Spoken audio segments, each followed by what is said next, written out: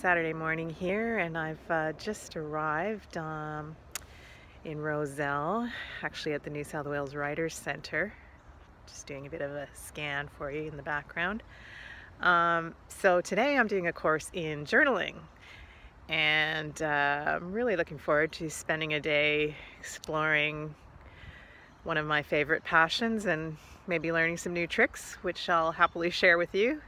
I might do another short video when we're on break. It started to rain, so better go in and get my seat and get out my pencils and my new journal and chat with you later.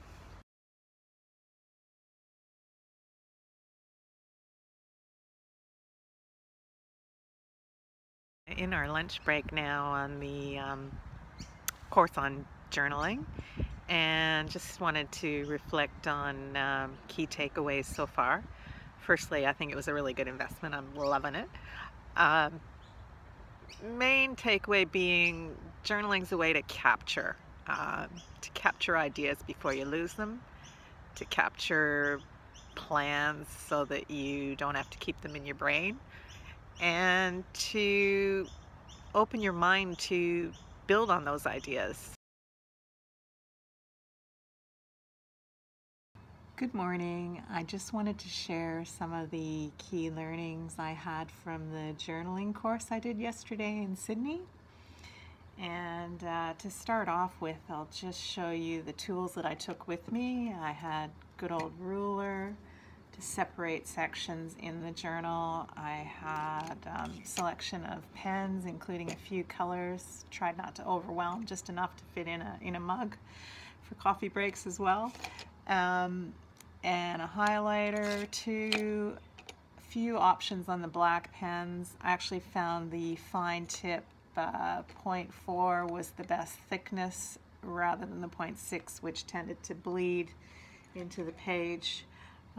The other key element obviously is the journal. I got a new one which I was really happy with. It's simple, black, has a ribbon to marcate the page that I'm working on. It also has elastic to keep it all together in the bag, and the other nice thing is got really good quality paper in an ivory color, and it lies flat, which is helpful.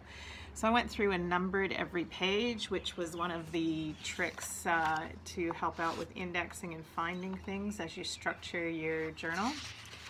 You want your journal to be a tool to capture your habits, your thoughts, your plans, your activities, and to be that way a little more useful than what you can get with the computer varieties these days.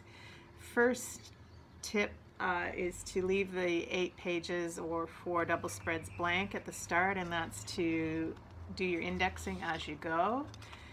It gives you a flexibility with your indexing, and also the next 4 would be to marcate the year in each double spread, taking up 6 sections, which you can do horizontally or vertically to give a forward plan by month of your key big projects.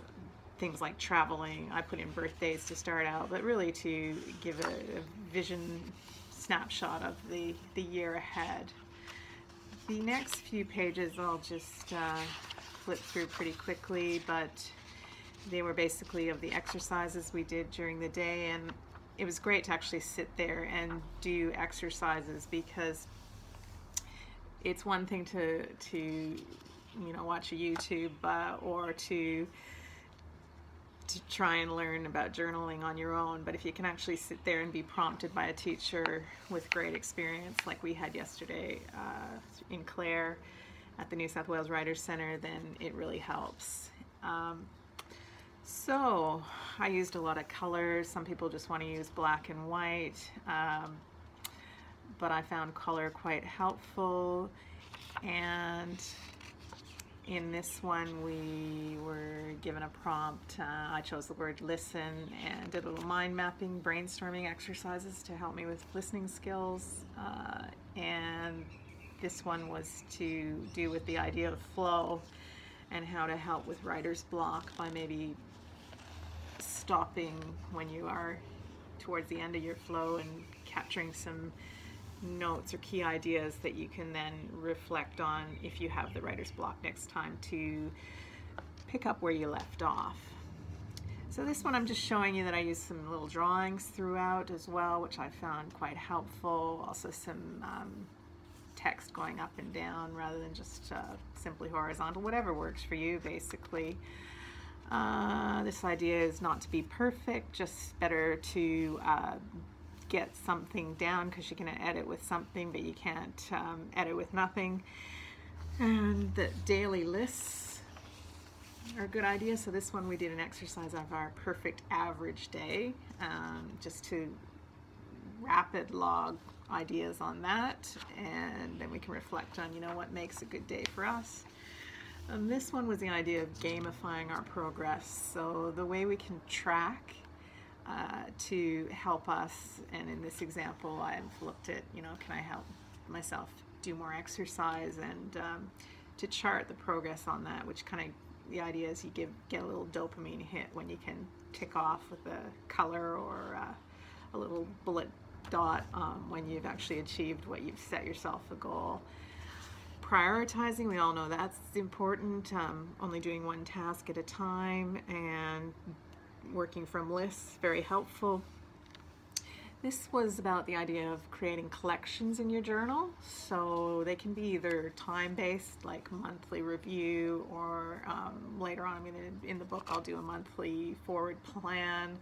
So I can just have that in the index, like November, let's say, and I'll split it into, I'll put a line down, so we'll have double spread with week 1, week 2, week 3, week 4, and that will help with more detailed planning than in the future plan at the front.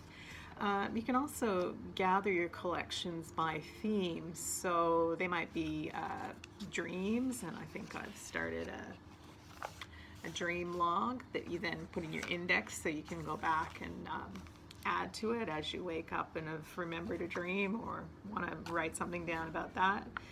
I'm also going to start one on reviews of podcasts or other learnings that I found quite helpful, and I can just track it in one spot, which I've started in here somewhere. There we are, but no reviews so far, so I'll add to that. So I think that's the main lessons I've got to share with you from yesterday. I hope this is helpful, and I'm looking forward to adding to my journal almost every day and taking it with me where I go. Nice, small, easy to fit in the purse size. And I wish you all the best with your journaling and planning tools.